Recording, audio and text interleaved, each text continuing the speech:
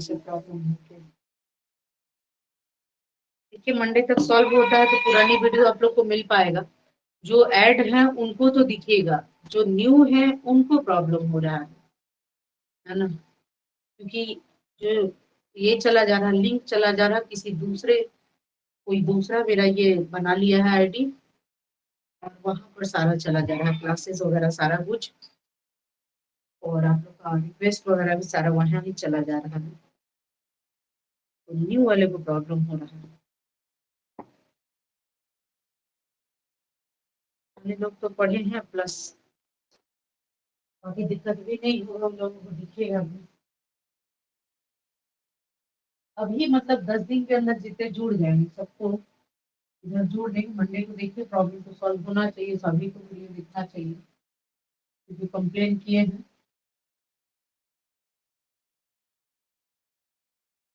चलिए देखिए, हम आप लोगों को पढ़ा रहे थे कल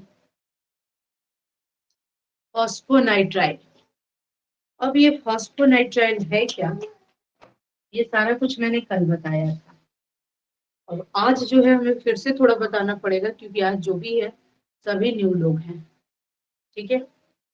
और कल वाला किसी को दिखेगा भी नहीं, आप लोग में से हो सकता है आप कुछ जो जुड़े हुए हैं उन लोगों को दिखेगा। तो थोड़ा फॉस्फोनाइट्राइल हम पढ़ते हैं ये है क्या।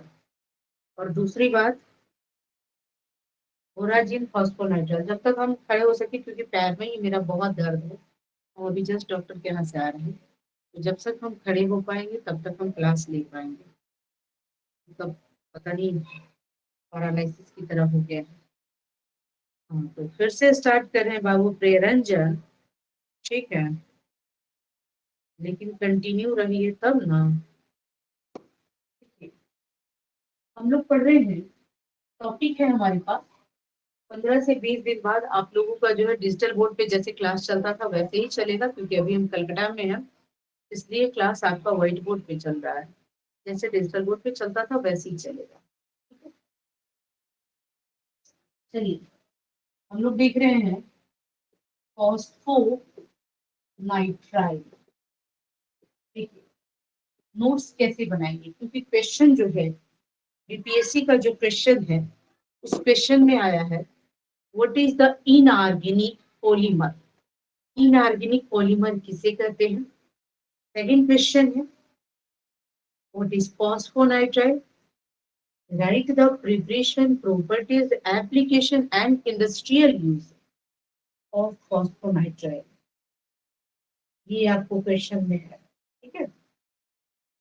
तो आज हम देखते हैं, कोशिश करते हैं पूरा पढ़ाने का, एकदम सिस्टम से नोट डाउन करते हुए चलेंगे। मटेरियल हम भेजते ही हैं और भेजेंगे।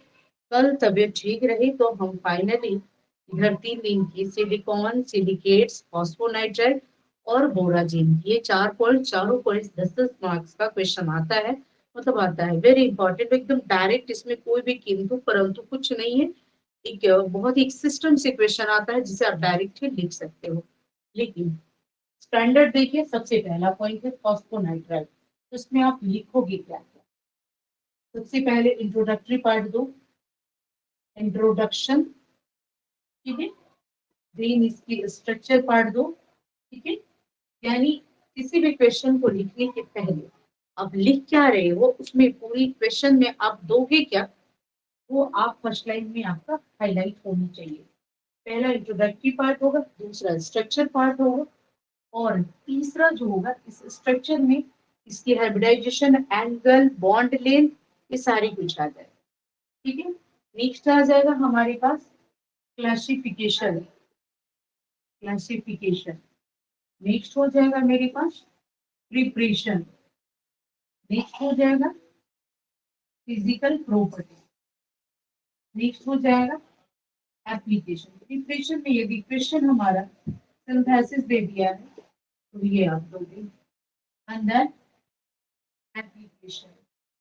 एप्लीकेशन के बाद यदि by the way highlight the industrial uses, अभी मॉडर्न युग में, मॉडर्न एज में इंडस्ट्रियल यूज इसका क्या है, एंड ये सारे किस तरीके से देगा, तो एप्लीकेशन के बाद हाइलाइट्स इंडस्ट्रियल यूज, इस तरीके से अभी कुछ होगा पेज बदल जाएगा और उसे अलग अलग क्लासिफाई करके देखेंगे, ठीक है। तो ये हुआ हमारा फॉस्फोनाइट्राइड, जो क्वेश्चन रेडी होगा 20 to 30 मार्क्स का, 20 to 30 मार्क्स का रेडी होगा। क्योंकि देखिए आपको किस तरीके से, क्योंकि 5 क्वेश्चन दिया हुआ है, 300 मार्क्स का आपका पेपर है, ठीक है। पेपर वन जो है आपका वो 150 मार्क्स का है, पेपर वन जो है 150 मार्क्स का है, ठीक है। तो आपको डायरेक्ट हम क्वेश्चन लेके चल रहे हैं हम। अभी हम लोग इनऑर्गेनिक पॉलीमर्स पढ़ रहे हैं। क्वेश्चन आपका दिया हुआ है, ये देखिए आपको 64 में ही आया हुआ है और 62 में भी आया हुआ है ये क्वेश्चन। इंग्लैंड आटा भी आया हुआ है, सिलिकॉन्स भी आया हुआ है, ठीक है। यानी एक बहुत अच्छा टॉपिक है जिससे डायरेक्ट आपको क्वेश्चन आएगा। बोराजिल भी आ गया है, मतलब एक चैप्टर से 2-3 क्वेश्चन आया है। इसका कहने का मीन्स ये है कि आपको 5 क्वेश्चन लिखना है, प्रत्येक क्वेश्चन आपको 30-30 मार्क्स का हो गया, ठीक है। तो यानी आपको 10 से 15 नंबर में एक क्वेश्चन को लिखना है, ठीक है। आपको 20 to 30 भी रेडी कर रहे, क्योंकि कभी कभी ऐसा भी करता है कि एक ही क्वेश्चन में देखिए, क्योंकि हमने इसमें बहुत कुछ रेडी किया। इंट्रोडक्टरी पार्ट है, स्ट्रक्चर है, क्लासिफिकेशन है, सिंथेसिस है, फिजिकल प्रॉपर्टीज है, केमिकल प्रॉपर्टीज है, एप्लीकेशन है, इंडस्ट्रियल यूज है, इतने सारे पॉइंट्स। तो 20 to 30 मार्क्स में देगा, है ना, 20 to 30 मार्क्स में देगा, ठीक है। देखिए एक दो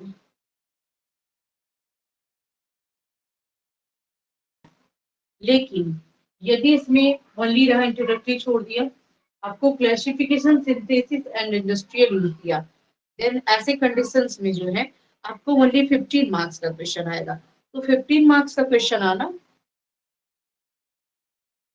15 मार्क्स का क्वेश्चन आना मतलब 3 से 4 ही पॉइंट रहेगा। यदि 30 मार्क्स में जाएगा तो इसका मेंशन केमिकल प्रॉपर्टी, सभी लोग लिखते हुए चलेंगे, क्योंकि जो मेरा पढ़ाने का स्टाइल है बोर्ड पे अलग रहता है। क्योंकि जब वहां पर हम लोग आते हैं ना बोर्ड पे, चाहे टीचर हो स्टूडेंट्स हो, आपकी जो 5 सेंस ऑर्गन है पूरी तरीके से वर्क करता है, और समझाने का ये भी एक बिल्कुल अलग होता है। और एक जो नोट्स लिखने का भी होता है, क्योंकि वो मार्केट पब्लिशिंग होती है चीजें, तो वहाँ बहुत चीजों को, है ना, मतलब कट करके दिया जाता है और कम मैथ्रियल होती है और बहुत ही ज्यादा एक्सप्लेन नहीं होता है। तो ये चीजें होता है नोट्स में और इसमें, है ना। तो इसलिए सभी लोग नोट डाउन करते हुए रहेंगे, हिंदी में नोट्स भेजिए मैम। ओके, हम हिंदी में भी रेडी कर रहे हैं नोट्स, ठीक है। आज तो हम सोचे ही थे कि हिंदी में आज और कल आप लोग को दे दे। आपको 3 से 4 डेज क्लासेस का रहेगा, ठीक है, क्योंकि हम भी थोड़ा रेस्ट करेंगे, बहुत ज्यादा वर्डन हमें बढ़ गया है, क्लास का इतना वर्डन बढ़ गया है। और खास करके ये बीपीएससी सॉलिड वेस्ट ये सब करके बहुत ज्यादा हो गया, इसके कारण मेरी तबीयत खराब हुआ। हिंदी वाला हम देंगे आप लोगों को, क्योंकि श्वेता, संजीव, आप ये सारे लोग हिंदी वाले हैं, तो इन लोगों को जो जो हम घर पे बुला रहे हैं उन लोगों को बुलाएंगे भी, और कुछ लोग हैं उन लोगों को भी, हिंदी वाले को घर पे हम बुलाएंगे। इंग्लिश वाले जो पटना में कभी कभी आके मिल सकते हैं, लेकिन हिंदी वाले को प्रॉपर घर पे बुलाएंगे, उनको उन चीजों को सिखाएंगे। क्योंकि श्वेता को कल मैंने परसों लिखने के लिए दिया, तो वो लिखी तो बहुत अच्छा, लेकिन उसमें कुछ चीजें गूगल से ये की, गूगल और अपना लैंग्वेज मिक्स की, तो बहुत कुछ उसमें गलत हो गया। इसलिए वैसी चीजों को हम थोड़ा सा अवॉइड करवाएंगे, क्योंकि वो चीजें फिर मार्किंग नहीं आपको करेगा वहां पे। तो चलिए टॉपिक है मेरे पास फॉस्फोनाइट्राइल। संजीव टॉपिक थोड़ा सा आज से हम फिर ले रहे हैं, कल हमने इसको पढ़ा रखा था हाफ, बट हाफ आज पढ़ाना था, आज हम पूरी ले रहे हैं, क्योंकि वो जो हमारा साइट है वो हैक हो गया है, ठीक है। इसलिए आज से हम फिर से पढ़ा रहे हैं, बाकी लोग अभी ज्वाइन नहीं है, रिकॉर्डिंग ऑन कर रहे हैं, ठीक है। चलिए, तो मैंने देखा इंट्रोडक्टरी पार्ट, सबसे पहला इंट्रोडक्शन में इसका क्या लिखेंगे, ठीक है। तो इसको देने वाले कौन है, सबसे पहला है ना विवेक भाई, किसने दिया इसको, ये चीजें विवेक भाई किसने दिया, कब दिया, ये 1834, ठीक है। एंड नेम इसका क्या हो जाएगा, ओहलर एंड रोजेस, गिवन बाय 1834, किसने दिया, तो ओहलर, रिच ओहलर, ठीक है, एंड रोजेस, ठीक है, ये हुआ। देन इसका सिनोनिम, फॉस्फोनाइट्राइल को और क्या क्या कहते हैं, है ना, इसका सिनोनिम्स, ठीक है। फॉस्फोनाइट्राइल को और क्या क्या कहते हैं, ठीक है। पहला पहला नेम हमने दिया है इसका फॉस्फोनाइट्राइल्स, फॉस्फोनाइट्राइल्स। माइक यूज, कल से माइक यूज कर लेंगे थोड़ा सा, हमें चेक करना पड़ेगा क्योंकि ज्यादा क्लास समझ देंगे नहीं, इसलिए हम दे रहे कि कुछ बच्चे न्यू है, कहेंगे कि पता नहीं, क्योंकि कल भी उनका क्लास रुक गया है, इसलिए आज हम क्लास लगाए। आज क्लास नहीं लगाते ये क्योंकि मेरी तबीयत ठीक नहीं थी, और इस कारण से आज हम क्लास लगाए हैं, क्योंकि कुछ बच्चों का पेमेंट मैंने लिया था और 2 दिन से क्लास वो लोग का नहीं हुआ था, और क्योंकि वो थोड़ा वो हैकिंग वाला प्रॉब्लम हुआ, तो इसलिए आज हमें क्लास लगाना पड़ा कि पता नहीं पेमेंट सही जगह गया गलत जगह गया, इसलिए, है ना। तो नेम पहला हो गया फॉस्फोनाइट्राइल, ध्यान दीजिएगा। दूसरा नेम होगा फॉस्फोनाइट्राइल को कहते हैं एजीन या एजोटा गैस, एजीन या एजोटा गैस, तो उसे कहेंगे एजोबेंजीन, क्या सॉरी फॉस्फोएजीन, उसे कहेंगे फॉस्फो फॉस्फोएजोबेंजीन। यदि हमारा एजोटा बेंजीन में रहता है फॉस्फोएंजीन हो जाएगा। कैसे? क्योंकि फास्फोरस को फॉस्फो कहें और नाइट्रोजन को एजीन कहें। नाइट्रोजन को एजोटा गैस कहा जाता है, पुराने जमाने में एजोटा कहा जाता था, इसलिए इसको कहा गया फॉस्फोएजीन। नेक्स्ट हो जाएगा एमिनो, इमिनो, इमिनो ध्यान दीजिएगा, इमिनो, इमिनो किसको कहा मैंने? नाइट्रोजन का। इमिनो फॉस्फोरिल, इमिनो फॉस्फो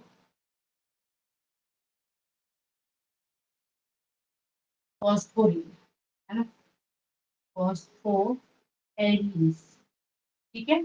यदि यहाँ पे एरोमेटिक रहा तो, यदि अल्काइल ग्रुप रहा तो इसका नेम हो जाएगा इमिनो फॉस्फोएलाइल या फिर फॉस्फो अल्काइल।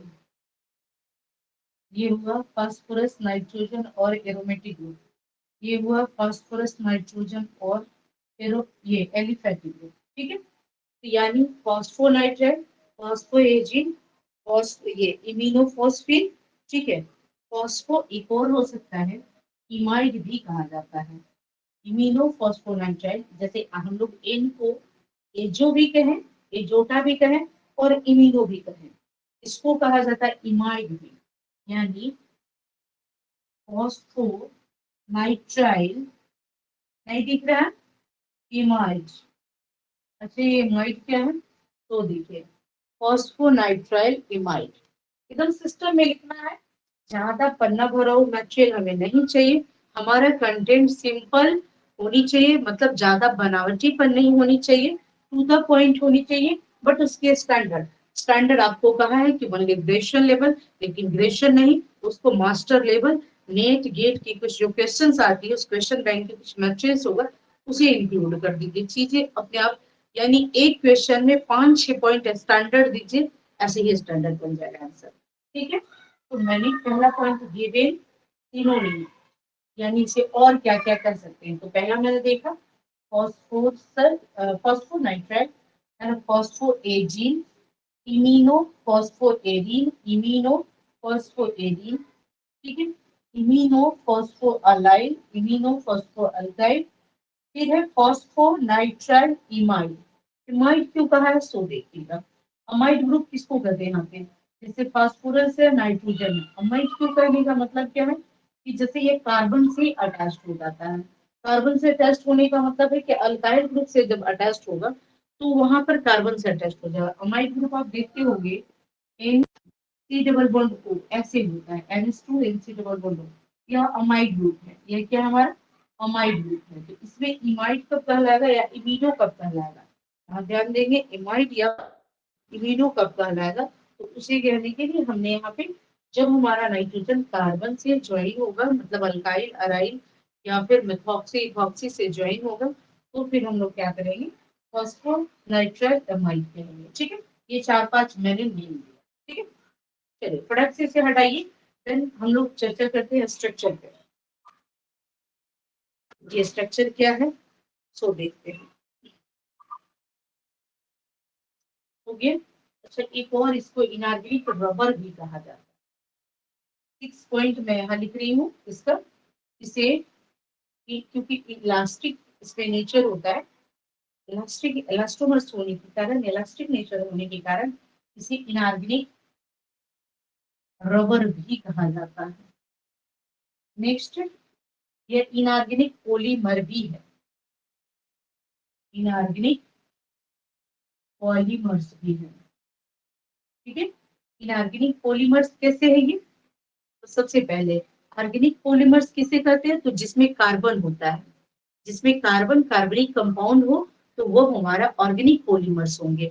लेकिन जो विदाउट कार्बन हो, जिसमें कार्बन नहीं हो, ये तो कार्बन हम बाहर से टेस्ट कर रहे हैं ना, अल्काइल इथाइल मिथाइल करके स्ट्रक्चर हम लोग का अभी बताएंगे, तो वो हम बाहर से टेस्ट कर रहे हैं, तो वो हो गया एग्जैक्ट जो इसका स्ट्रक्चर हुआ, ये हो जाएगा हमारा N P P N N N T. ये है हमारा अल्टरनेट डबल सिंगल डबल। बाकी जो है हम लोग हाइड्रोजन वगैरह देख लेंगे। ठीक है, कितने बॉन्ड्स हुए यहाँ पर, या तो हाइड्रोजन दीजिए या फिर क्लोरीन दीजिए, आपकी मर्जी, जैसे आप यहाँ पर दे रहे हो, जैसे वहां मैंने क्लोरीन दिया, या अल्काइल ग्रुप दे सकते हो, सेम भी हो सकते हैं, डिफरेंट भी हो सकते हैं। मिथॉक्सी टॉक्सिक स्ट्रक्चर में सारी चीजों को बताएंगे। ये हुआ हमारा, इसे हम इनऑर्गेनिक पॉलीमर भी कहते हैं, क्योंकि यह जो कंपाउंड है, यह जो कंपाउंड है, यह इनऑर्गेनिक कंपाउंड है। क्या है, इनऑर्गेनिक कंपाउंड है। और यह इनऑर्गेनिक कंपाउंड फास्फोरस और नाइट्रोजन का कंटिन्यूअस चेन से बना हुआ है। छोटे छोटे मोनोमर्स जो है आपस में ज्वाइन हुए हैं, एंड दे एक बड़े कंपाउंड का फॉर्मेशन किए हैं विद द प्रोसेस पॉलिमराइजेशन। तो यहाँ पर क्या बनेंगे, फास्फोरस और नाइट्रोजन का यह पॉलीमर है, इसके मोनोमर है Pn, इसके मोनोमर से Pn, और यही जब आपस में बहुत सारे ज्वाइन हो गए हैं तो क्या हो गए हैं, ये पॉलीमर्स बन गए हैं। यानी स्टार्टिंग इसका इनऑर्गेनिक पॉलीमर है, जब हम अल्काइल ग्रुप वगैरह अटैच करते हैं तो फिर हो जाता है ऑर्गेनो पॉलीमर्स हो जाता है, ऑर्गेनो इनऑर्गेनिक पॉलीमर्स हो जाते हैं। ठीक है, तो ये हम लोग इंट्रोडक्टरी में देंगे, यानी इसका नेम क्या है या किसके द्वारा दिया गया, और एक स्ट्रक्चर कॉमन देना चाहे तो हम दे सकते हैं, उससे ज्यादा इसमें हम लोग कुछ भी नहीं देंगे। ठीक है, एक चीज और, इसे हम स्टडी किससे कर सकते हैं, नेक्स्ट है, next point, study bye.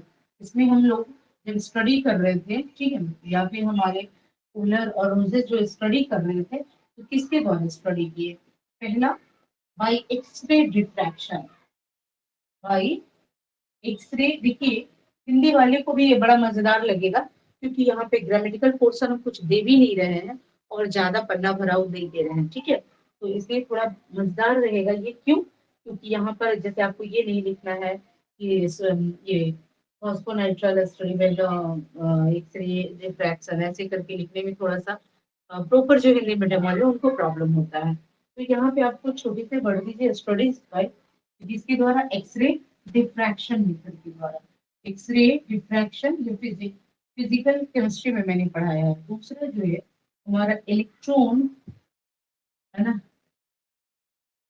Electron या स्पेक्ट्रो के द्वारा, या इलेक्ट्रॉनिक स्पेक्ट्रो के द्वारा, या इलेक्ट्रॉनिक डिफ्रैक्शन के द्वारा स्टडी हम लोग कर सकते हैं। ये इंट्रोडक्टरी में देंगे, और कुछ एक आध जनरल फॉर्मूला वगैरह देना चाहें तो वो दे सकते हैं। ऐसे इसका रिपीटिंग पैटर्न मॉलिक्यूलर वेट भी दे सकते हैं, इसे हटाएंगे आप लोग, सिस्टम से लिखते चलिए, और जब भी एक पॉइंट खत्म हो तो कुछ 2-4 लाइन छोड़ दीजिए, क्योंकि अच्छा ये पहले आप बोर्ड से नोट कर रहे हैं, तो देखिए नोट करना बहुत जरूरी है। एक बार अभी आप पढ़ते वक्त लिखोगे, एंड देन नोट्स भेजेंगे तब लिखोगे, क्योंकि चीजें उसमें भी कुछ थोड़ी अपडेट होगा। ठीक है, और अभी हम कुछ बता रहे हैं इसमें भी थोड़ी अलग होगा, तो दोनों को मैच करके फिर एक सिस्टम में लिखोगे। 2-3 बार ऐसे अभी लिख ली, और एक बार एग्जाम के टाइम में लिख ली, फाइनली आपको टेस्ट सीरीज वगैरह देने की जरूरत भी नहीं पड़ेगी। लेकिन टेस्ट तो हम लेते ही रहेंगे ना, टेस्ट तो हमको लेना ही लेना है, टेस्ट नहीं लेंगे तो हमें कैसे पता चलेगा कि आप लिख क्या रहे हो। ठीक है, हम लोग एक एक लाइन चेक करते हैं तो पता नहीं चलना चाहिए। तो चलिए, यहाँ पर मैंने देखा कि आप लोगों के लिए इंट्रोडक्टरी में कम से कम हम लोग एक पन्ने में इस चीजों को रेडी रखा। हाँ, थोड़ा चाहे तो इसका general formula, molecular weight, repeating pattern कितने हो सकते हैं, ये चीज थोड़ा और भी दे सकते हैं, 2-4 पॉइंट्स और दे सकते हैं। हटा दें इसे।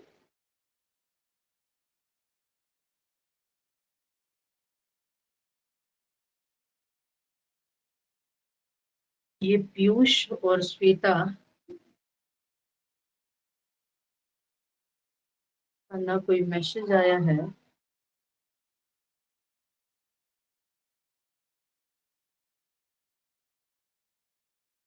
अच्छा, आप लोगों का वीडियो ऑडियो कोई चीज में प्रॉब्लम तो नहीं ना हो रहा है?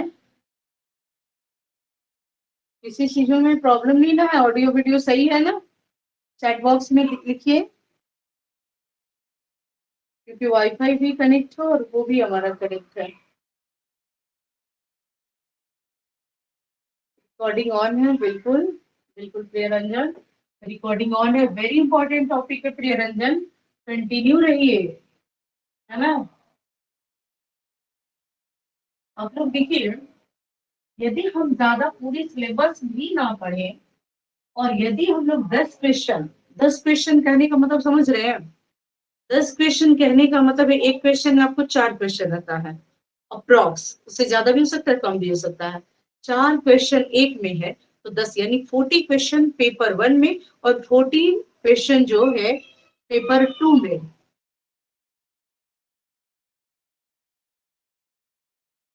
तो 40 क्वेश्चन हम लोग कर ले, 40 to 50 क्वेश्चन, तो हम बहुत अच्छे से लिख कर आ सकते हैं। उसी को बार बार रिपीट करें, बार बार चीजों को लिखे, उसे अपडेट करते रहे, उसमें जहां जहां हो सके फिगर दीजिए, जहां जहां हो सके ग्राफ दीजिए, जहां जहां हो सके टेबल दीजिए, डिफरेंस दीजिए।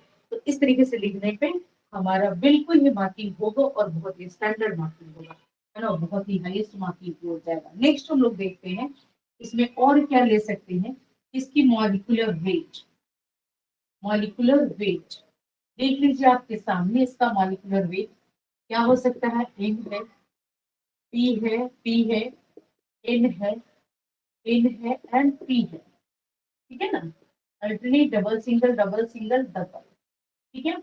अब आपको मैंने बताया यहाँ पे आप मिथाइल लो, ठीक है, या फिर क्लोरो भी ले सकते हो। आपको मैंने बताया कि यहाँ पर जो है ये पॉलीमर है, पॉलीमर में जो है आपको कम से कम 3 से 4 यूनिट होनी चाहिए, है ना? एक अच्छे गुड पॉलीमर बनने के लिए फॉस्फोनाइट्राइल का मिनिमम हमारा कितना चाहिए? तो वो चाहिए 15,000। ठीक है, इसके मोनोमर चाहिए, तब जाकर हमारा एक फॉस्फोनाइट्राइल तैयार हुआ। लेकिन कम से कम हमारे कितने चाहिए? तो 3 चाहिए, जिससे ट्राइमर टेट्रामर बने। और देखिए एग्जैक्ट आप लोग आपके सामने है। नाइट्रोजन आपके पास कितना है? 3 है। फास्फोरस आपके पास कितना है? 3 है। और CH3 आपके पास कितना है? वो है 6 है। अब इसका इसका निकालिए आप लोग। नाइट्रोजन का आप लिखिए 14, फास्फोरस का लिखिए 31, कार्बन और हाइड्रोजन का 12 + 3 15। ठीक है ना? इंटू 6। इसका आप कैलकुलेट कर लीजिए, ये वो इसका मॉलिक्यूलर वेट। लेकिन एक हम लोग जो प्रॉपर स्ट्रक्चर दिया हुआ है उसका, या नेक्स्ट हम लोग देखते हैं इसका जो रिपीटिंग पैटर्न होगा वह कम से कम जो चाहिए, कितना चाहिए? वो हमारा 3 चाहिए। यदि हमारे पास 3 मोनोमर्स रहेंगे तो यह ट्राइमर कहलाएगा, ट्राइमर कहलाएगा। यदि 4 रहेंगे तो टेट्रामर कहलाएंगे, टेट्रामर कहलाएंगे। 5 रहेंगे तो पेंटामर। ठीक है, पेंटामर। 6 रहेंगे तो यह कहलाएंगे हेक्सामर। चीजों को बहुत ही, अब देखो बहुत सारे बुक्स पढ़ रहे हो लेकिन चीजों को इतना सॉफ्ट वे में लिखे आए हैं कि इसके अलावा ना कोई बुक्स ढूंढना पड़ेगा और ना ही कहीं पर आपको पढ़ना पड़ेगा, है ना? बस एग्जैक्ट आप यहाँ पर चलिए, 2 बार 4 बार रिपीट कीजिए, बहुत अच्छे से हो जाएगा। लेकिन यह तो मैंने बताया कॉमनली छोटे छोटे मोनोमर्स के लिए, छोटे छोटे पॉलीमर्स के लिए। लेकिन एग्जैक्ट इसमें कितने रिपीटिंग पैटर्न तक जाते हैं? रिपीटिंग पैटर्न इसका कितना होगा? तो ये 15,000, 15,000 एंड मोर, है ना? और इससे ज्यादा भी हो सकता है। ध्यान देंगे, एक अच्छे फॉस्फोनाइट्राइल का इनऑर्गेनिक पॉलीमर बनने के लिए 15,000 और उससे ज्यादा का पॉलीमर हमें चाहिए, ठीक है ना, ये हुआ। अब हम लोग देखें, इसे आप इसमें भी दे सकते हैं, स्ट्रक्चर में भी दे सकते हैं, ये इंट्रोडक्शन में भी दे सकते हैं। अब हम लोग देखते हैं इसके स्ट्रक्चर को, ठीक है, हटाइए से, हो गया।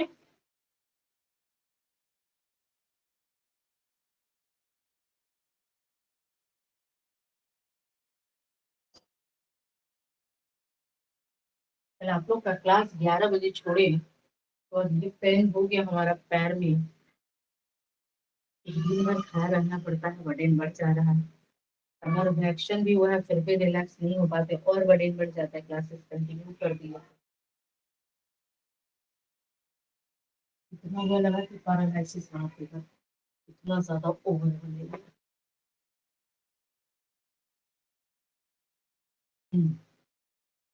तो देखिए, ट्राइमर, टेट्रामर और पेंटामर, मैंने पहला देखिए प्राइमर सब एक साथ बना देना, क्या बना है वो नहीं देख रहे हम, ये देखिए तीन तीन मॉलिक्यूल्स मैंने यहाँ पर, तीन तीन मोनोमर्स मैंने यहाँ पर किया। अब देखिए चार चार, P N P N P N P N P N P, ठीक है, पी एन और पी, दो एक ही जगह दो पी आ गए। फिर से देखिए, चार चार टेट्रामर, ये तो ट्राइमर ठीक है, पी एन पी, ठीक है, पी एन पी, इसमें कहाँ प्रॉब्लम हो गया, ये हो गया हमारा ट्राइमर, ठीक है, इसी में टेट्रामर कैसे हो गया, पी एन पी, अच्छा इससे ज्यादा हो जा रहा पी पी, है ना, तो इसे ऐसे लेकर चलिए, इसे ऐसे लेकर चलिए, तो हो गया P N P, P N P, P N P, हो गया चार ना, पी एन पी हो गया, इसको अल्टरनेट दे दीजिए, double single double single double. अब पी के पास या तो आप आर अटैच कर रहे हो, अब यहाँ पे मैंने मान लीजिए आर अटैच किया, तो यहाँ पर एरोमेटिक अटैच कर दिया मैंने, यहाँ पर एरोमेटिक अटैच कर दिया मैंने, बेंजीन, नैप्थलीन, एंथ्रासीन, फिनेंथ्रासीन, अब जो भी अटैच करना चाहो अटैच कर दो, ठीक है, ये हुआ, या फिर मिथॉक्सी इथॉक्सी भी अटैच कर सकते हो, alternate double single double single double single, हो गया, ठीक है, ये हो गया टेट्रामर, ठीक है। अब ये हो गया हमारा साइक्लिक ट्राइमर, ये क्या हो गया, साइक्लिक ट्राइमर, इसे कह क्या सकते हैं, साइक्लिक फॉस्फोनाइट्राइल ट्राइमर, है ना, साइक्लिक फॉस्फोनाइट्राइल ट्राइमर, ठीक है, ये हो जाएगा हमारा साइक्लिक टेट्रामर, ये सारे साइक्लिक में आ गए, ये क्योंकि इसके क्लासिफिकेशन में पढ़ेंगे, हमारा इसका साइक्लिक भी होता है, लीनियर भी होता है और क्रॉस्ड भी होता है, तीन टाइप का ये होते हैं, ठीक है। उसके बाद हम लीनियर में इसको देखें, तो N double bond P, N double bond P, N double bond P, इस तरीके से आगे चलते जाएंगे कंटिन्यूअसली, है ना, इंक्रीज होता रहेगा। और यहाँ पर देखिए इथाइल आप अटैच कर दीजिए, क्योंकि थोड़ी डिफरेंट दे रहे हैं, कि आपको पता चले कि हमें लेना क्या है, ठीक है। तो आप लोगों ने देखा यहाँ पर हम अटैच क्या क्या कर सकते हैं, तो अल्काइल ले सकते हैं, इथाइल ले सकते हैं, मिथाइल ले सकते हैं, मिथॉक्सी ले सकते हैं, इथॉक्सी ले सकते हैं, एरोमेटिक ले सकते हैं, ठीक है, फिनॉक्सी ले सकते हैं, हाँ, फिनॉक्सी ले सकते हैं, मिथाइल वगैरह वगैरह ले सकते हैं यहाँ पर, ठीक है। फास्फोरस के पास अब देखिए, फास्फोरस जो है 5 बॉन्ड बना रहा और नाइट्रोजन जो है 3 बॉन्ड बना, ये देखिए यह लीनियर है, लीनियर फॉस्फोनाइट्राइल हो गया, ठीक है, लीनियर फॉस्फोनाइट्राइल हो गया। इसी तरीके से हमारा फिर क्रॉस फॉस्फोनाइट्राइल भी होंगे। ठीक है, इसी का लीनियर का 2-3 लेयर हम लोग ले लेंगे, लेयर 1, लेयर 2, लेयर 3, कम से कम 2 लेयर तो हम लोग लेंगे ही। तो यह बन जाएगा हमारा क्रॉस्ड फॉस्फोनाइट्राइल। एनी वन प्रॉब्लम हो तो प्लीज हमें मैसेज करें या बोल सकते हैं, लाइव आकर बोलिए या फिर मैसेज कीजिए। ठीक है, उसके बाद देखिए नेक्स्ट हम लोग आगे चलते हैं।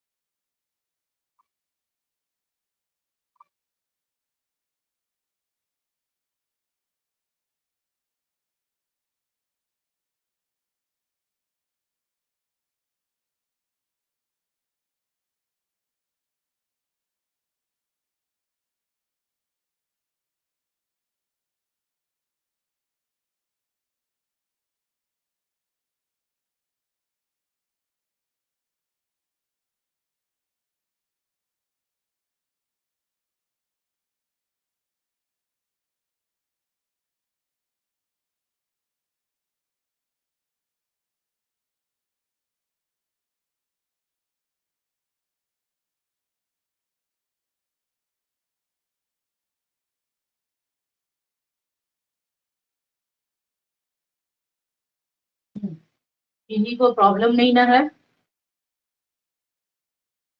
चलिए हम लोग नेक्स्ट आगे चलते हैं यहाँ पर।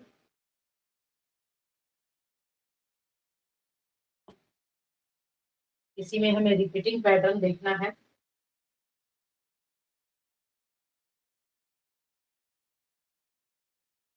अब देखिए इसके हाइब्रिडाइजेशन वगैरह हम लोग देखेंगे। ये स्ट्रक्चर में चल रहे हैं, हेडलाइन स्ट्रक्चर रहेगा। इसके hybridization bond length, overlapping, delocalization वगैरह वगैरह रहेगा। तो ठीक है, नेक्स्ट देखिए टॉपिक हम लोगों का कौन सा चल रहा है, इसके अभी वाला जो पॉइंट्स बताए वहीं से हम लोग देख रहे हैं स्ट्रक्चर। स्ट्रक्चर में मैंने देखा कि मेरे पास फास्फोरस, नाइट्रोजन और फास्फोरस है। ठीक है, तो देखिए देखिए कितना ये बॉन्ड बना रहे, double bond, single bond, double bond, single bond, double bond. और बाकी जो है ये हमारे पास क्या है, हाइड्रोजन रखिए, अल्काइल रखिए, जो भी रखना है रखिए।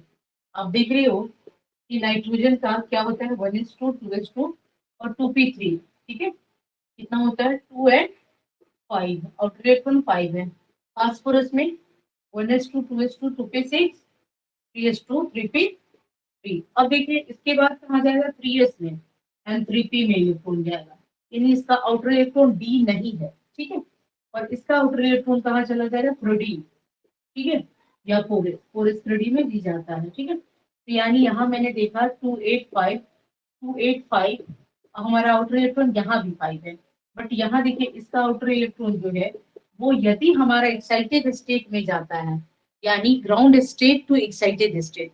जिन बच्चों को बेसिक में प्रॉब्लम होगा वो हमें जरूर बताएंगे, क्योंकि थोड़ा बेस लेकर चलेंगे, है ना। यदि कहीं पर प्रॉब्लम हो रहा होगा तो प्लीज हमें जरूर मैसेज करेंगे, क्योंकि कुछ ऐसे भी लोग हैं जिनको 68 देना है, आज ज्वाइन नहीं किए हैं और कुछ रिकॉर्डिंग भी सुनते हैं, लेकिन ऐसे तो हम बहुत बेसिक ले लेते हैं। उसमें भी कुछ छोटी छोटी भी बातें प्रॉब्लम हो तो हमें जरूर बताएंगे आप लोग। ठीक है, तो यहाँ देखिए इसका आउटर इलेक्ट्रॉन जो है पी ऑर्बिटल में है। कहाँ, पी ऑर्बिटल में है, और प्लस यदि जाएगा भी तो पी ऑर्बिटल डी है नहीं इसके पास। ठीक है, और यहाँ पर हम लोग देखते हैं तो इसका जो इलेक्ट्रॉन यदि बाउंस करता है एक्साइटेड स्टेट में, क्योंकि दो स्टेट होता है, एक ग्राउंड स्टेट होता है, एक ग्राउंड स्टेट होता है, और एक जो होता है हमारा एक्साइटेड स्टेट, एक एक्साइटेड स्टेट होता है। और यहाँ जब इलेक्ट्रॉन बाउंस करेगा, जंप करेगा अपने ये से दूसरे में, यानी लोअर टू हायर एनर्जी वाले में, हायर टू लोअर एनर्जी वाले में, तो यह स्टेट कहलाता है एक्साइटेड स्टेट।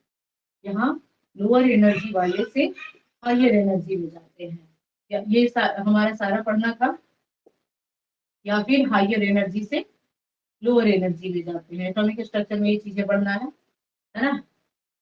लोअर एनर्जी में क्यों जाते हैं, वो सारी चीजें वहां पर पढ़ना है। ये होता है एक्साइटेड स्टेट।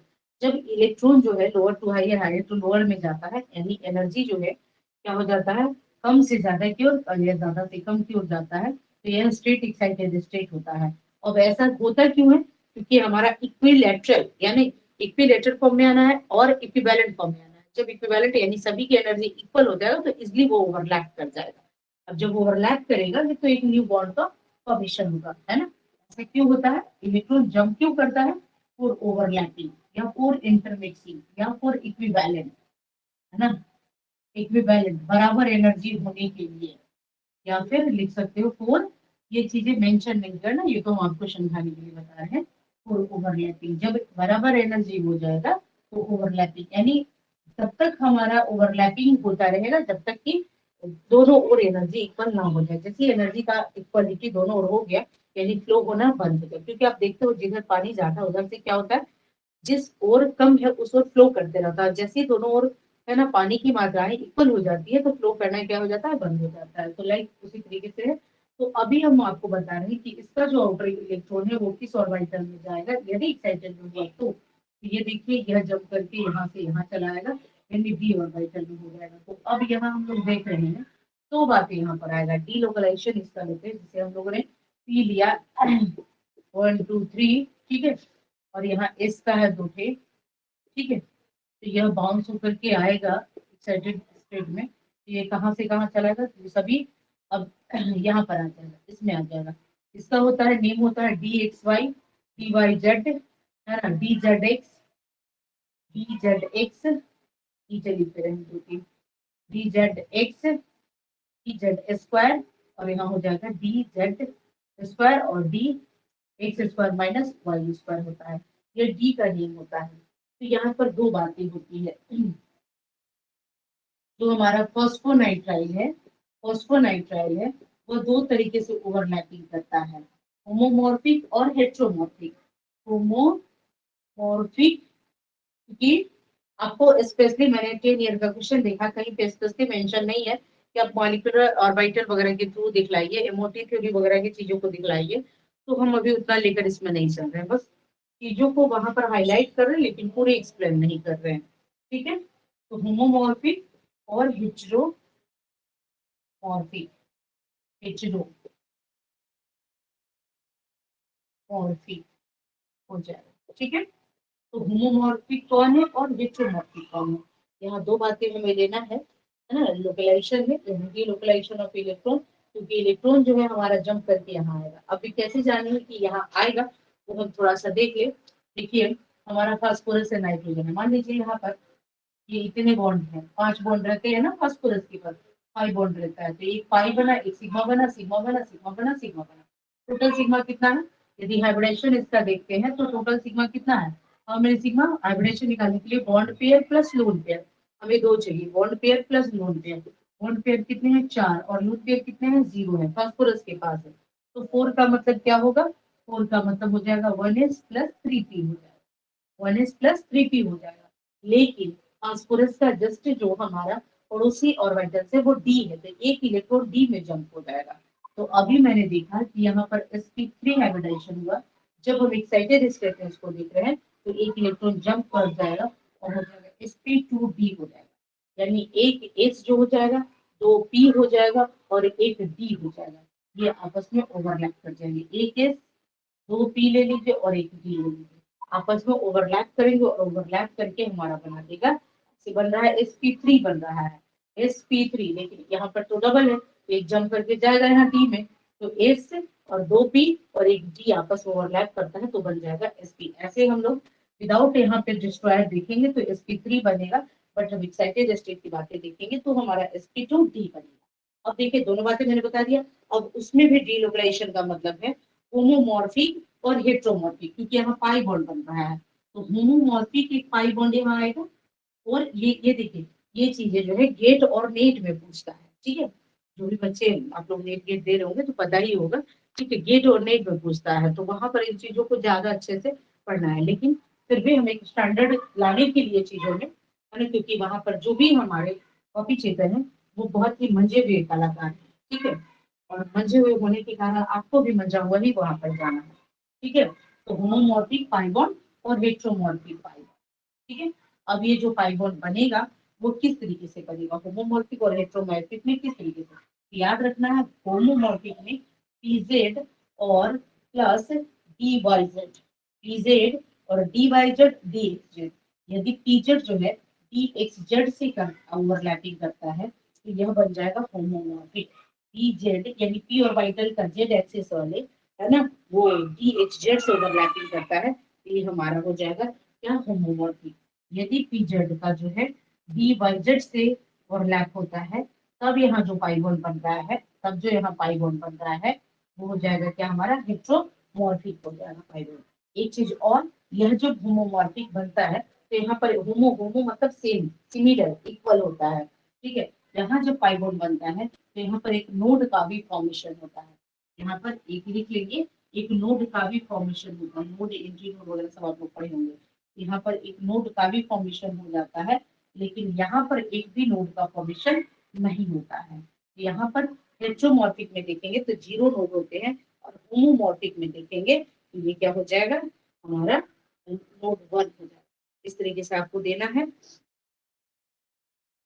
यानी पाई बॉन्ड फॉर्मेशन के लिए इन और पी का जो ओवरलैपिंग होगा फॉस्फोनाइट्राइल का, ये चीजें मैंने बताया। और डायरेक्ट पी का तो मैंने बता दिया आपको, क्या हो गया, sp3 हो गया। यदि डिस्ट्रॉय नहीं होगा तो sp2, यदि हो जाएगा तो sp2d में, यदि हमारा ये इलेक्ट्रॉन जंप करेगा तो। लेकिन एग्जैक्ट हमको यही लिखना है, यही पूछता है। ठीक है, तो यहाँ पर आपको, आपने देखा फॉस्फोनाइट्राइल में पाई बॉन्ड बनने के लिए हम लोगों ने क्या किया, पाई बॉन्ड फॉर्मेशन के लिए होमोमॉर्फिक और हेट्रोमॉर्फिक, यानी पाई बॉन्ड फॉर्मेशन पी। अच्छा, ये कहाँ से आ रहा है, ये हटा दे थोड़ा, इसे हटाया जाए क्या। ठीक है, तो देख लीजिए, नाइट्रोजन का पीजेड पार्टिसिपेट करेगा, नाइट्रोजन का पीजेड पार्टिसिपेट करेगा, और फास्फोरस का जो है वो डी एक्स जेड और डी वाई जेड, ये दो है फॉर्मेट हो रहे हैं, जो दो भाग में क्लासिफाई कर रहे हैं। पीजेड दोनों के लिए है, एक के लिए डी एक्स जेड है और एक के लिए डी वाई जेड है, दोनों का स्ट्रक्चर भी जाएगा। ठीक है, थोड़ा सा हम लोग देख लेना। तो इस तरीके से इसका पाई बॉन्ड बनेगा। ये जो पाई बॉन्ड बन रहा है ना, इसकी हम लोग चर्चा कर रहे हैं। पी और इन की जो पाई बॉन्ड बन रहा है ये कैसे बनेगा वो चर्चा कर रहे हैं। तो इन का जो है पी जेड बॉन्ड यहाँ पार्टिसिपेट करेगा, और पी का पी एच जेड और P Y Z bond participate करेगा। देखिए इसका तीन, पी का दो ये है, तो एक एक बार में तो एक ही पार्टिसिपेट करेंगे ना, एक बार में तो एक ही पार्टिसिपेट करेंगे ना। यहाँ दो दिया हुआ है तो याद रखिएगा यहाँ और लगाइएगा, और मतलब दोनों में से कोई एक, क्योंकि हमें एक ही यहाँ पार्टिसिपेट कर रहा है। यदि हम ओवरलैपिंग करते हैं, चलिए इसको हटाइए, थोड़ा सा ओवरलैपिंग से इसको समझा रहे हैं। यदि इलेक्ट्रॉन जंप करता भी है तो केवल एक ही जाएगा, या तो एक्स जेड या तो वाई जेड, है ना, कोई एक ही ओवरलैप करके देगा।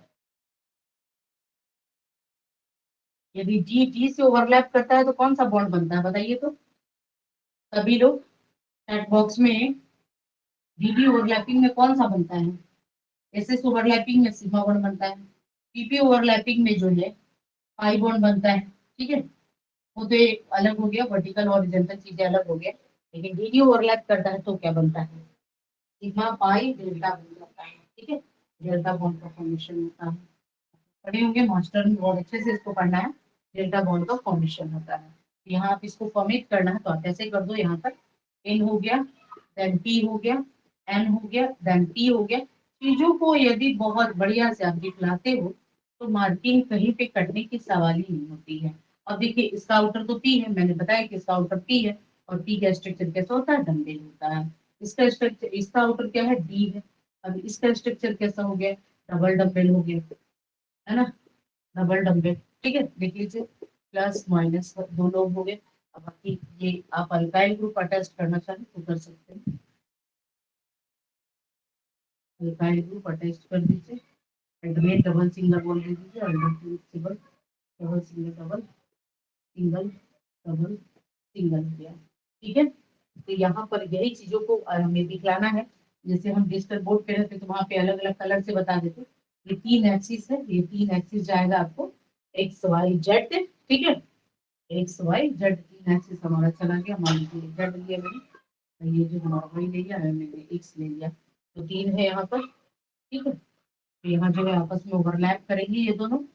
इसका पीजेड जो है, मान लीजिए ये हमारा क्या है, हमारा नाइट्रोजन का जो है ये पीजेड है, और ये मान लीजिए आप इसको बना रहे हो, ये जेड जा रहा है ना, जेड वाई, वाई जेड जा रहा है, तो आप इसको ले लो d Y z, d Y z, ये ओवरलैप कर दो, देख लो यहाँ पर डी एक्स जेड है और डी वाई जेड है, और वाई जेड होता है, तो इसका मतलब हो गया कि होमोमॉर्फिक हो गया। ये क्या हो गया, वाई जेड हो गया, सॉरी हेट्रोमॉर्फिक हो गया, और ये जो हो गया एक्स जेड हो गया, तो हेट्रोमॉर्फिक हो गया, है ना।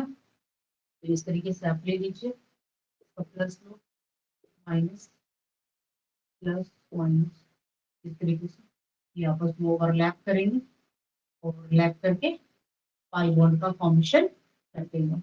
इसी तरीके से नेक्स्ट भी बनेगा, इसे इस साइड बनाइएगा इसके नीचे, और इसे इस साइड बनाइएगा इसके नीचे, ठीक है। देख लीजिए, इस चीजों को बहुत अच्छे से हम आपको बोर्ड पर लिख कर दे रहे हैं, क्योंकि हमने जो लिखा है बस इधर उधर सिस्टम में लिखा हुआ है, बस वो लिख दिया है, लेकिन आपको हम आपके तरीके से, क्योंकि जिस चीजों का आपको एग्जाम देना है उसके तरीके से, यानी उसका डिमांड क्या है, वो पूछता कैसे है, वो चीजों को कैसे ऑर्गेनाइज वे में पूछता है, तो कैसे पूछता है उस तरीके के लिए हमने आपको बताया। हाँ delta one, very good Syed, है ना। तो इस तरीके से एक बना, एक और बन जाएगा यहीं पर, अब दूसरा भी बना लेंगे, N P P N P N, ठीक है, double single double single double, ठीक है। यहाँ पे आप बना दो पी, इसके लिए आप पी जेड ले लो, ये आपका पी जेड ही है, ठीक है। उसके बाद इस तरीके से कर ले लो, ठीक है, एक्सिस दे दो तीन ठो, तीन एक्सिस दे दो ऐसे, ठीक है।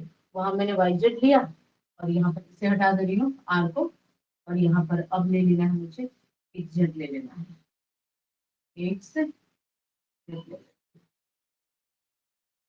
ठीक है, ओवरलैप कर दीजिए, यहाँ प्लस रखिए, माइनस, माइनस प्लस हो जाएगा, रिएक्शन कर दीजिए, ठीक है।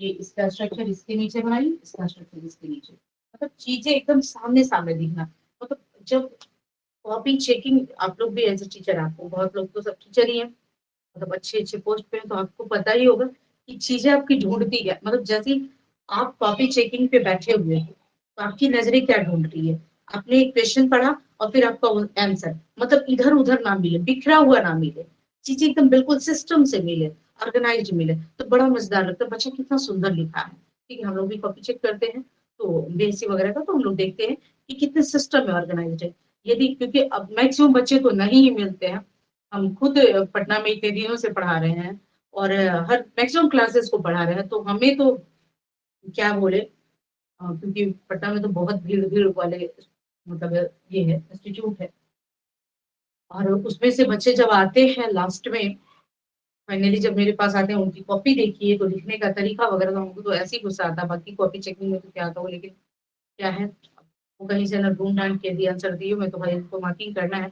तो आपको लिखना है, यहाँ पर आपको एंटर बीएससी की तरह नहीं होगा, एमएससी की तरह नहीं होगा, आपको यहाँ पर सिस्टम से लिखना है, चीजें एकदम सिस्टम में हो, कोई भी चीजें यहाँ वहां बिखरा हुआ ना हो, है ना। जैसे आपके घर, अपने घर को बहुत सुंदर से डेकोर करते हो, लाइक वैसे ही अपने कॉपी को बहुत सुंदर से डेकोर करें, है ना, बहुत सुंदर तरीके से, बहुत ही सिस्टमेटिक वे में, जैसे सारे कप एक जगह है, सारे प्लेट्स एक जगह, उसी तरीके से यदि आप स्ट्रक्चर लिख रहे हो, तो उसके स्ट्रक्चर की एंगल, बॉन्ड लेंथ, हैबिटेशन, ओवरलैपिंग, डिलोकलाइजेशंस, है ना, जितनी है वो सारी एक जगह होनी चाहिए, इधर उधर नहीं, भले ही लैंग्वेज कम भरा पड़ा हो, है ना, लेकिन जो मटेरियल होनी चाहिए, कंटेंट होनी चाहिए, जैसे आप दवा खाते हो तो इसकी कंपोजिशन देखते हो ना, एक स्टैंडर्ड कंपोजिशन हो, तो उसी तरीके से आपके पास एक कंटेंट कंपोजिशन होनी चाहिए, एक स्टैंडर्ड होनी चाहिए, एक सिस्टम में होनी चाहिए, ठीक है ना। नहीं तो आप खुद जानते हो, आप केमिस्ट्री वाले हो, यदि थोड़ा भी इधर उधर करते हो, आप क्लियरली देखो ना, फास्फोरस नाइट्रोजन को मैंने एक क्या बढ़ाया, पूरी कंपाउंड ही चेंज हो गया, ठीक है। और आप थोड़ा भी इधर उधर करते हो तो बॉन्ड लेंथ चेंज हो जाएगा, बॉन्ड एंगल चेंज हो जाएगा, बॉन्ड एनर्जी चेंज हो जाएगा, तो सिंपली है, केमिस्ट्री वाले हो तो सिंपली आपको ऑर्गेनाइज करके ही लिखना होगा, ठीक है। तो इसलिए आप जब भी लिखो, तो यहाँ पर है फॉस्फोनाइट्राइल का ब्रैकेट में दीजिए, pi bond formation, pi bond formation, उसके बाद दोनों को क्लासिफाई कीजिए, homomorphic pi bond, heteromorphic pi bond, और दोनों को क्लासिफाई करके बताइए, फिर उसके बाद यहाँ पर आप ये बता दीजिए कि इसका स्ट्रक्चर ये यहाँ लिखिए, ये यहाँ लिख दीजिए, ठीक है। ये सारी होनी चाहिए चीजें। अच्छा, और भी क्या, आप चाहो तो नोड भी दिखला सकते हो इसमें, कि नोड कहाँ पे बन रहा है कहाँ नहीं बन रहा, वो भी दिखला सकते हो। और क्या इसमें बता दें, एक चीज और, इसको और थोड़ा सा ओवरलैपिंग के बाद लिखिए, एन पी आइसलैंड बॉन्ड बता देंगे थोड़ा सा यहाँ पर, पी एन और ये हो गया पी, ठीक है। अब सिस्टम में ओवरलैप, एक दूसरे से सारे ओवरलैप कर रहे हैं। तो जैसे आप बीम का सीट जो देखे हो ना, लाइक वैसे ही इसको ओवरलैप करो थोड़ा ऐसे जाए, बीम का सीट जो देखे हो जैसे ओवरलैप करना है, ठीक है, वैसे ओवरलैप करो। फिर अगेन यहाँ देखो,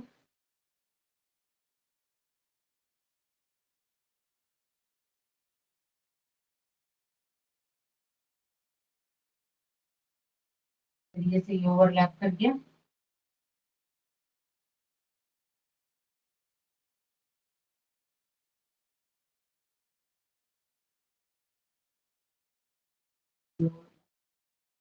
ठीक है ना। इस तरीके से बॉन्ड्स बनेगा, डबल सिंगल डबल, इसे कहते हैं आइसलैंड मॉडल, इसे कहते हैं आइसलैंड मॉडल। एनी प्रॉब्लम दीपक? आपकी माइनिंग इंजीनियरिंग है, केमिस्ट्री की पल्ला पड़ा था, मेटलर्जी पे थोड़ा दिख रहा है आपका। Deepak, any problem? No, very good बच्चे, एकदम सिस्टम में। चलिए, बहुत अच्छे से समझ में आएगा। और केमिस्ट्री से कम सिलेबस किसी की नहीं है, और केमिस्ट्री से इजी भी कुछ नहीं होगा यदि साइंस वाले हैं तो। केमिस्ट्री थोड़ी भी इंटर लेवल का जानते हैं तो बहुत आसान हो जाएगा उनके लिए चीजें। ठीक है संजीव, देखिए संजीव, आपको प्रॉब्लम कहीं पर?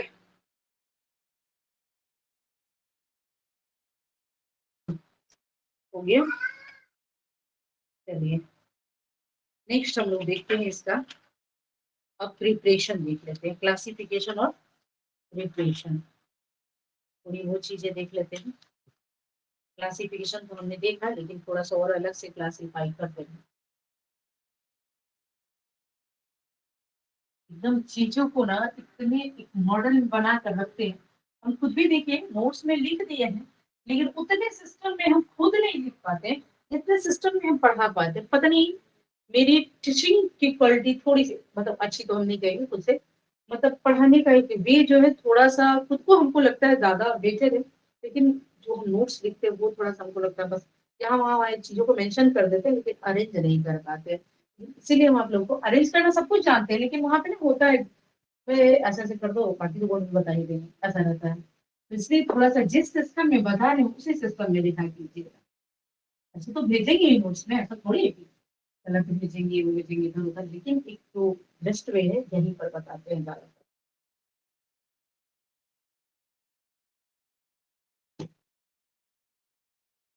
देखिए अब कहता है क्लासिफिकेशन ऑफ फॉस्फोनेट, वही देखो, सिंपली बेस्ड ऑन स्ट्रक्चर जब देखोगे, बेस्ड ऑन स्ट्रक्चर जब देखोगे तो पहला होता है लीनियर फॉस्फोनाइट्राइड, दूसरा हो जाएगा साइक्लिक, नहीं, क्रॉस फॉस्फोनाइट्राइड। इस चैप्टर में आपको 4 पॉइंट है, चारों इंपॉर्टेंट है, क्योंकि जिनको स्पेक्ट्रो नहीं पढ़ना हो उनके लिए, यदि जिनको स्पेक्ट्रो पढ़ना है ना। बहुत देर से संजीव, हम आपको संजीव मैसेज कर रहे थे, मैसेज भी कर रहे थे और कॉल भी मैंने किया, क्योंकि मुझे लग रहा था कि जो रेगुलर बच्चे हैं वो मतलब हो, जैसे आज देखिए अभी श्वेता है, पीयूष है, ये लोग जो रेगुलर, बाकी लोग तो रिकॉर्डिंग वाले हैं, रिकॉर्डिंग अपना देखते हैं, लेकिन जो रेगुलर है उनकी बातें हम कर रहे हैं कि वो लोग नहीं है, हम करें तो क्या। अब किसको कहे कौन हैक कर लिया भाई, बहुत सारे इसमें जो है मेरे पास है, ऐसे स्टूडेंट्स है जो इंजीनियर हैं, और खास करके कंप्यूटर वाले बहुत लोग रहते हैं, केमिस्ट्री कंप्यूटर सिविल यही सब लोग रहते हैं, ठीक है। अब वो लोग किए कि कौन किए तो आई डोंट नो। भाई सबको तो मैं दे ही देती हूँ, नोट्स भी दे रही हूँ, फिर पढ़ा भी दे रही हूँ, लेकिन ऐसा कौन किया, या फिर दो ही लोग कर सकते हैं, या फिर टीचर। तो टीचर केमिस्ट्री में कोई पटना में है नहीं, वो बीपीएससी यूपीएससी को पढ़ाने के लिए बिहार झारखंड यूपी कहीं पर नहीं है। पता नहीं ऐसा कौन किए लोग, है ना।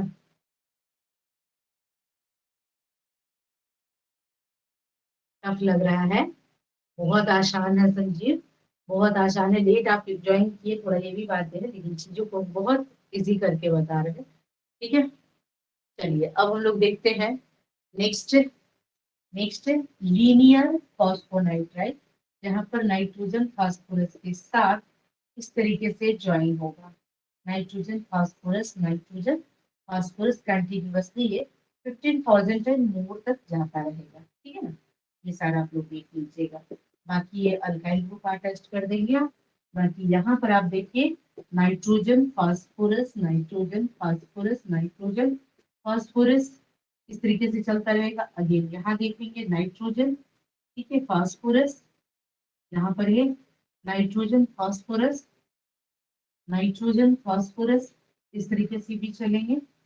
फिर यहाँ देखेंगे ये फास्फोरस है, इस तरीके से हम लोगों को अटैच करना है, double single, double single, double. फिर यहाँ देखिए यहाँ पर सिंगल बॉन्ड है, या क्योंकि इधर नाइट्रोजन आ रहा है तो डबल सिंगल, फिर डबल सिंगल, डबल सिंगल देख लेंगे आप लोग। और इस तरीके से एक दो लेयर और भी चलेंगे, ठीक है। ये हो गया क्रॉस। देखिए लीनियर का मतलब है एक रेखी, लीनियर का मतलब है एक ही रेखाएं में जब अरेंज हो तो वो हो गया लीनियर फॉस्फोनाइट्राइल। फॉस्फोनाइट्राइल फास्फोरस और नाइट्रोजन का एक जो है इनऑर्गेनिक पॉलीमर है। फॉस्फोनाइट्राइल क्या है, फॉस्फोनाइट्राइल तो अब क्लियरली मैंने बताया कि यह इनऑर्गेनिक पॉलीमर्स है जो फास्फोरस और नाइट्रोजन का बना हुआ है, जो फास्फोरस और नाइट्रोजन का बना हुआ है। अब जब यह लीनियर वे में अरेंज्ड है तो लीनियर पॉलीमर्स, और ये क्रॉस्ड वे में अरेंज्ड है, दो तीन लेयर्स लगे हुए हैं, ये हो जाएंगे हमारे क्या, तो क्रॉस्ड फॉस्फोनाइट्राइड।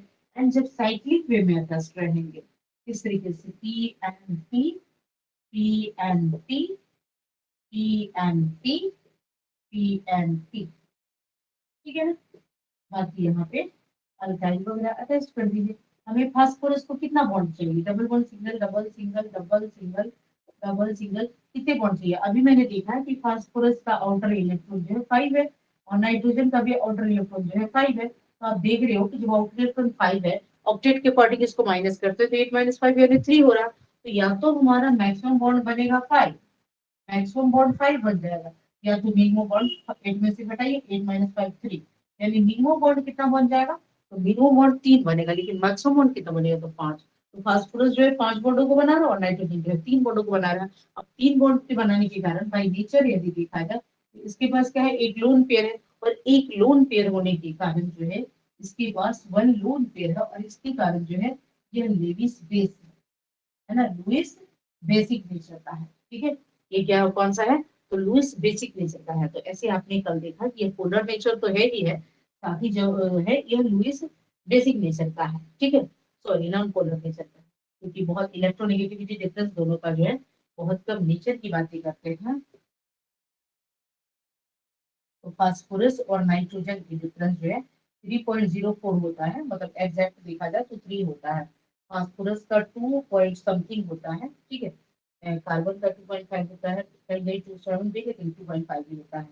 और फास्फोरस का 2.4 2.3 यही लिखा हुआ मिलेगा। तो ये डिफरेंस हम देखते हैं, तो यानी लेस देन 1 है इलेक्ट्रोनिगेटिविटी डिफरेंस, विद्युत ऋणात्मकता का अंतर जो है, यहाँ पर इलेक्ट्रोनिगेटिविटी डिफरेंस जो है 1 से कम है, इसलिए यह क्या है हमारा किस नेचर का हो जाएगा, ये हम लोग नॉन पोलर नेचर का, यानी जब हम फिजिकल प्रॉपर्टीज देखेंगे तो वहां पर बताएंगे ये किस नेचर का है, नॉन पोलर नेचर का, क्योंकि इसका जो है इलेक्ट्रोनिगेटिविटी डिफरेंस जो है वह 1 से कम है। जब इलेक्ट्रोनेगेटिविटी डिफरेंस 1 से कम रहेगा तो वह नॉन पोलर, और लाइक डिजोल्व लाइक, यानी जो नॉन पोलर होगा वह नॉन पोलर में ही घुलेगा, यानी वह वाटर में नहीं घुलेगा, क्योंकि वाटर जो है वो पोलर है, वाटर जो है वो पोलर है, अल्कोहल जो है वो पोलर है, तो यानी नॉन पोलर जो होगा वो नॉन पोलर के साथ घुलेगा, लाइक क्लोरोफॉर्म, बेंजीन, ईथर, ये सारे जो है हमारे क्या है वो नॉन पोलर है। तो नॉन पोलर जो सॉल्वेंट है वो नॉन पोलर सॉल्वेंट में ही घुलेंगे। तो यह नेचर के अकॉर्डिंग चले और इसी पे सॉल्युबिलिटी आ जाएगा। ठीक है, तो हाँ तो ये हमने क्लासिफिकेशन पहला देखा बेस्ड ऑन स्ट्रक्चर, स्ट्रक्चर के आधार पे लीनियर फॉस्फोनाइट्राइड, क्रॉस्ड फॉस्फोनाइट्राइड, और जो हो जाएगा हमारा साइक्लिक पॉलीनाइट्राइड फॉस्फोनाइट्राइड। अब इजी लगा होगा संजीव नाइट्राइल। नेक्स्ट हम लोग देखते हैं इसका नेक्स्ट क्लासिफिकेशन, अभी सिस्टम में लिखते हुए चलेंगे। अब हम लोग देखेंगे नंबर ऑफ, इसकी क्लासिफिकेशन जो है नंबर के आधार पे हो जाएगा। ठीक है, नंबर के आधार पे हो जाएगा ट्राइमर, टेट्रामर, यदि 3 ये है तो ट्राइमर हो जाएगा।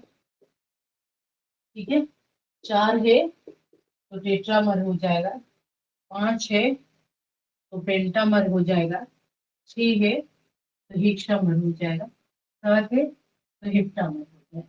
ठीक है, हेप्टामर हो जाएगा, यानी कहने का मतलब ये है कि जहां पर हम 3 3 का ग्रुपिंग बना रहे हैं वो ट्राइमर है, जहां पर 4 4 का बना रहे हैं वो टेट्रामर हो जाएगा, जहां पर 5 5 का बनाएंगे, जैसे मैंने देखा एन पी पी, फिर एन पी और एम, ये देखिए 3 3 का जा रहा है, एक सेट रेडी कर रहे हैं तो हो जाएगा ट्राइमर। ठीक है, तो इस तरीके से फिर टेट्रामर हो जाएगा। ठीक है, N P N, N P N, N P N, N P N, 1 2 3 4, इस तरीके से भी रहेगा इसका स्ट्रक्चर। ठीक है, अब देखिए बेस्ड ऑन नंबर के आधार पर देखा, एक और हो जाएगा कंपाउंड का, बताइए।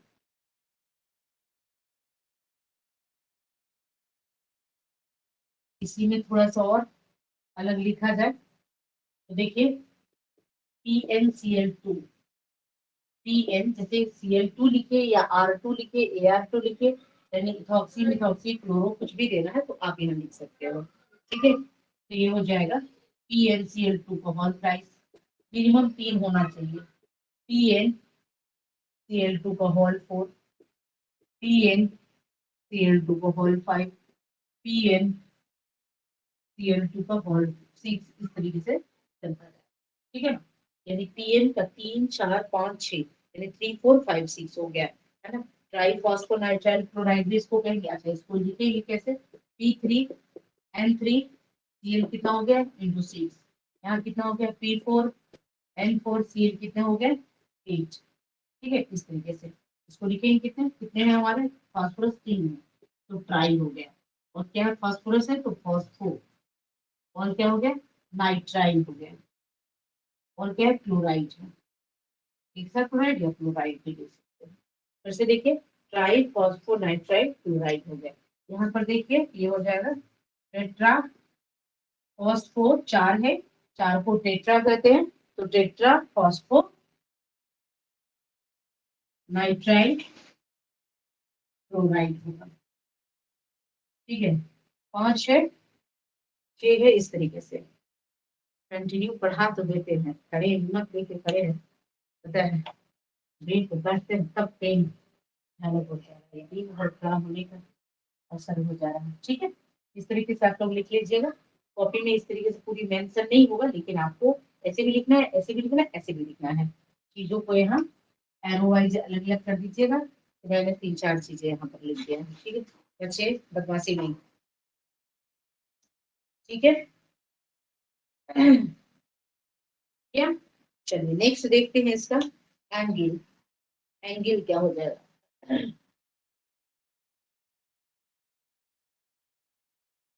हो गया एंगल और प्रिपरेशन, मंडे को पढ़ाएंगे, फिर संडे है, मंडे को पढ़ाएंगे आप लोगों को। संडे को क्लास रहेगा, लेकिन इस संडे को क्लास नहीं रहेगा आपका, है ना, क्योंकि इधर हम लोग कंटिन्यू देखते चलेगा, तो इस संडे को क्लास नहीं रहेगा, थोड़ा हम भी रेस्ट ले लेंगे। चलिए, अब बॉन्ड एंगल और बॉन्ड लेंथ। यदि कहता है कि बॉन्ड एंगल क्या होगा, बॉन्ड लेंथ क्या होगा, पी है,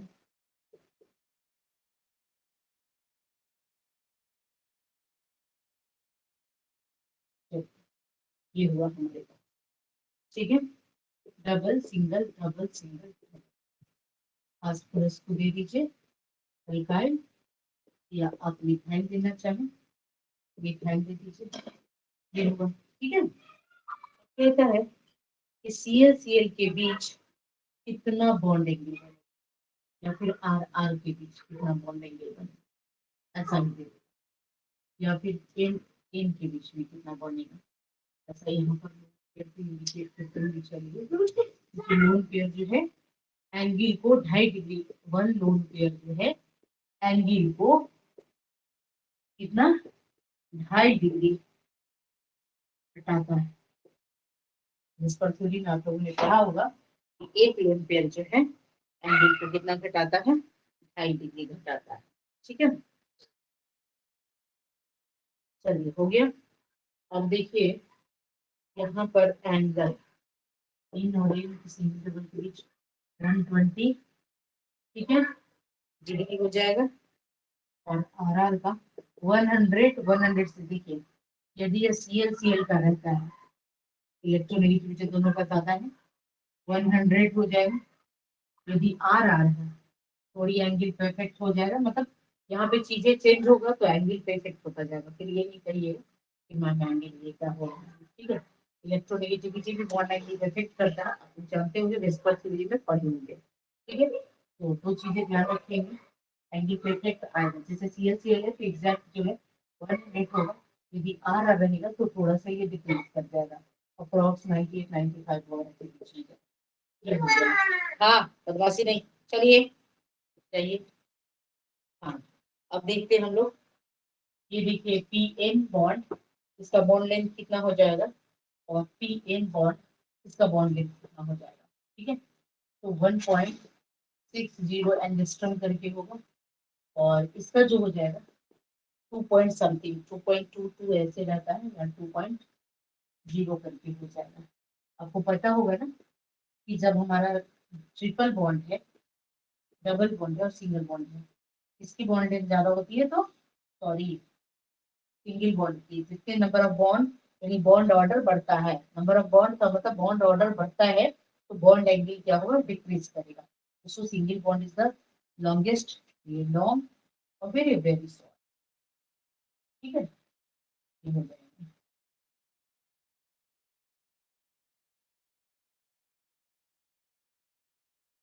ये हो जाएगा, ठीक है। बाकी हाइब्रिडेशन तो आपने देखा, ई का हाइब्रिडेशन क्या है, सिग्मा पाई सिग्मा सिग्मा, ये 4 है, तो इसकी हाइब्रिडेशन क्या हो जाएगा, sp3 हो जाएगा। नाइट्रोजन और क्लोरीन पेयर है, यहाँ पे क्या हो जाएगा, सिग्मा सिग्मा और एक 3 हो जाएगा, यानी sp2 हाइब्रिडेशन हो जाएगा, ठीक है। sp3 sp2 हाइब्रिडेशन हो जाएगा। अच्छा, रुक जाइए, थोड़ा सा और एक चीज और देखने दीजिए, एग्जैक्ट इन पी का मैंने नहीं बताया ना, इन डबल और सिंगल, इन पी के सी कार्बन इन 118 हो गया, इन पी 118, हाँ कहीं कहीं इसको, कहीं कहीं ना इसको ना 118 भी दिए हुए हैं, ठीक है। तो इसीलिए इसको थोड़ा सा चीजों को हम पहले और देखेंगे, उसके बाद ये, चलिए फिजिकल प्रॉपर्टीज की ओर चलिए। इसके बाद हम लोग चलते हैं, ये सारी चीजें स्ट्रक्चर में ही चला जाएगा, ये चीजें आप स्ट्रक्चर में ही लिख दीजिएगा, जब प्रॉपर नोट्स बनेगा तो स्ट्रक्चर में ही जाएगा, ये हमने लास्ट में बताया, स्ट्रक्चर में ही जाएगा। देखिए अब देखिए प्रिपरेशन, ठीक है, टाइम कितना हो रहा है, 11 बज गया, ठीक है। प्रिपरेशन देखिए, बस थोड़ा सा पूरा जिन भी पढ़ाना है, अगले क्लास में फाइनली खत्म हो जाएगा, पूरा जिन भी और ये भी पूरे खत्म हो जाएंगे, यानी ये चैप्टर इनऑर्गेनिक पॉलीमर खत्म हो जाएंगे। इनऑर्गेनिक पॉलीमर का कुछ नोट्स आपको कल शाम तक चला जाएगा, बाकी मंडे को चला जाएगा, तबियत ठीक रहा तो कल ही पूरा चला जाएगा, ठीक है ना।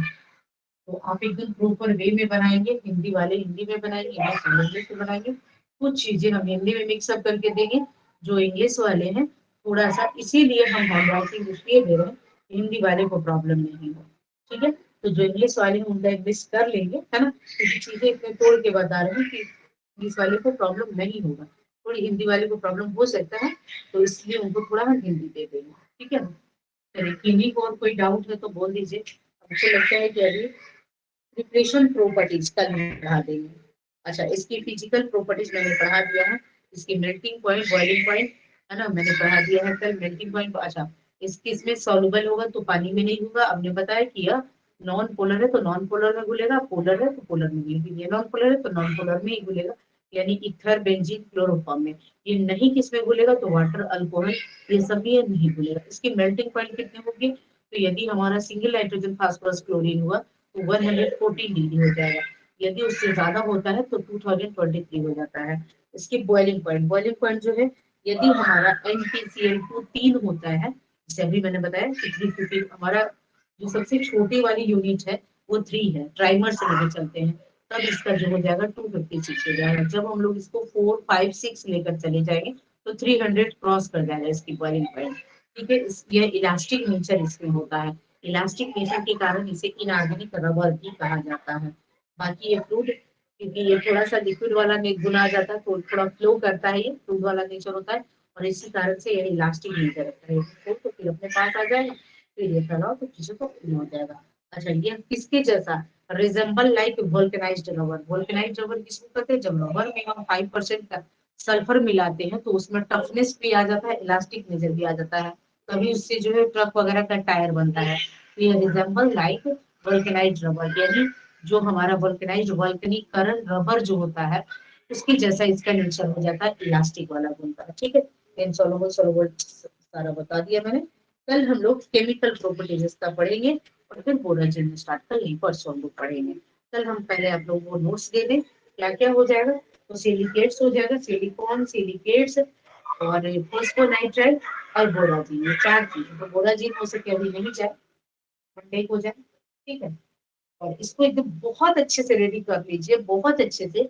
अगला वीक हम आपको दे रहे हैं इसको पूरी अच्छे से रेडी करने का, फिर इसके बाद हम फिर टेस्ट है, ठीक है ना। इसके अगले वीक के बाद अगले वीक में हम टेस्ट करेंगे इसका, इनऑर्गेनिक पॉलीमर का, और मंडे को इसको पढ़ाने के बाद फिर हम ऑर्गेनिक पॉलीमर पढ़ेंगे, ठीक है। तो thank you so much, good night everyone. यदि कोई प्रॉब्लम है तो आप लोग बोल सकते हैं मुझे, या फिर मेरे से कॉल करके बातें कर सकते हैं, ठीक है। कल संडे है, कोई इशू हो तो कल हमें 2 बजे के बाद आप लोग कॉल कर लीजिएगा। सैयद आप कॉल कर रहे थे तो हमें कल आप कॉल कर लीजिएगा, क्योंकि कल हम थोड़ी तबीयत भी ठीक नहीं थी और बहुत ज्यादा हम कल से देखे हैं तो हमारा दिमाग खराब है, क्योंकि मेरा 2 बैच जो है अटैक हुआ है, ठीक है। और जो 2 है वो बहुत, मतलब एक सॉलिड वाला है एक बैच, और एक बैच ये वाला हो गया है, ठीक है। आप लोग को अभी रिकॉर्डिंग दिख रहा है, हो सकता है 10-15 दिन में वो भी ना दिखे, तो इसलिए हम कोशिश कर रहे हैं कि सारी को हटा दे। बाकी हम बच्चों को हम ज्वाइन नहीं कर पा रहे हैं, वो ये भी बहुत सारी प्रॉब्लम आ रहा है, ज्वाइन हो रहा तो वो बच्चे दूसरी जगह चले जा रहे हैं, ठीक है, हमारे केमिस्ट्री वर्ल्ड में ना ज्वाइन होकर के क्वांटा में चले जा रहे हैं, ऐसा बहुत कुछ प्रॉब्लम आ रहा है, ठीक है। So thank you so much, फिर हम लोग मिलते हैं नेक्स्ट क्लास में। आप लोग कल नोट्स शाम से बना लीजिएगा, ठीक है।